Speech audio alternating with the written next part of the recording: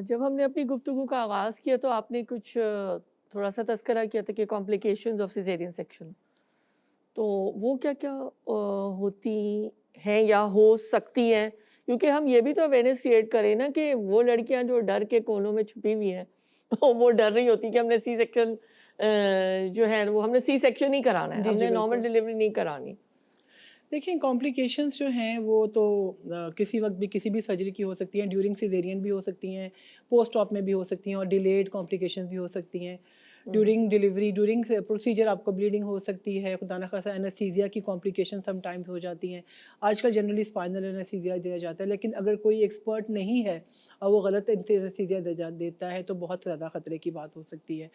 और बाद में जो इमीडिएट कॉम्प्लिकेशंस हैं उसमें वुंड इन्फेक्शन हो सकती है पेशेंट को, यूरिन रिटेंशन हो सकती है इसको, उसके अलावा और जो है यूरिन की मसला हो सकता है। लेकिन जो मैं आज बात करना चाह रही हूँ वो ये है कि जो लॉन्ग टर्म कॉम्प्लिकेशन है वो बहुत डेंजरस है।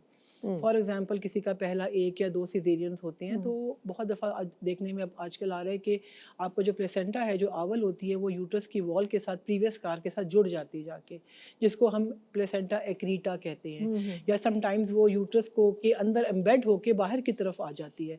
ऐसी कंडीशन में लाज़मन रिपीट सिज़ेरियन होता है और उस सिज़ेरियन में पेशेंट की जान को ख़तरा हो सकता है। इतनी ज़्यादा ब्लीडिंग होती है, जो प्लेसेंटा सेपरेट नहीं होता और फिर पेशेंट की यूट्रस रिमूव करनी पड़ जाती है। वो तो हाँ हाँ। बहुत सी यंग लड़कियां हैं 25-30 साल की से भी कम उम्र की, जिनका दूसरा, तीसरा या चौथा सिज़ेरियन हो रहा है और उसी में उनकी यूट्रस रिमूव कर दी जाती है क्योंकि मरीज़ की जान को तो बचाना होता है।